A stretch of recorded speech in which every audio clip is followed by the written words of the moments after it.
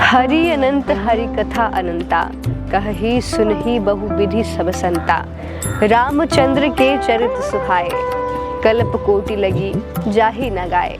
नमस्कार, आप देख रहे हैं द न्यूज़ वॉरियर और मैं हूं आपके साथ सरोज। नए साल 2024 में जनवरी की 22 तारीख को अयोध्या में राम मंदिर में रामलला की प्राण प्रतिष्ठा हुई।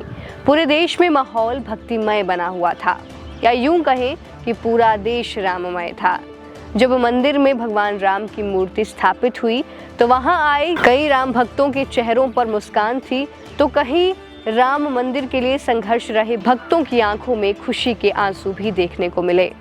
सब कुछ अच्छे से हो गया, लेकिन एक प्रश्न जो रह रहकर हर किसी के मन में उजागर होने को मजबूर हो रहा है कि राम मंदिर में स्थापित श्री राम की प्रतिमा श्याम वर्ण की क्यों है, यानी मूर्ति का रंग काला क्यों है, या क्यों राम मंदिर में श्याम वर्ण की मूर्ति का चयन ही किया गया। आज हम इसी के बारे में इस वीडियो में बताने जा रहे हैं। सबसे पहले आपको मूर्ति के बारे में बताते हैं।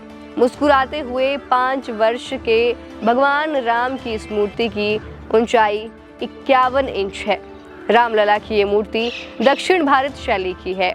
कमल के फूल के साथ इसकी ऊंचाई 4.24 फीट और चौड़ाई 3 फीट है और वजन करीब 200 किलोग्राम है।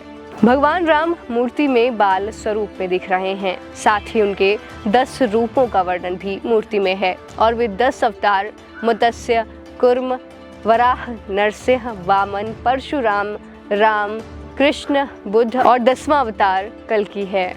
मूर्ति का निर्माण श्याम शिला पत्थर को तराश कर हुआ है। ये मूर्ति एक ही पत्थर से बनकर तैयार की गई है, यानी इसमें अन्य पत्थर नहीं जोड़ा गया है। इस मूर्ति को कर्नाटक के मूर्तिकार अरुण योगीराज ने बनाया है। आइए अब आपको बताते हैं कि मूर्ति का रंग आखिर काला क्यों है। महर्षि वाल्मीकि रामायण में प्रभु के श्याम वर्ण स्वरूप का ही वर्णन मिलता है, यानी राम श्याम वर्ण थे। यह भी बड़ी वजह थी कि उनकी मूर्ति को श्याममल में ही बनाया गया है। कोई दूसरा ज्ञात स्वरूप न होने के कारण वर्तमान में रामलला श्याममल वर्ण में ही पूजे जाते हैं।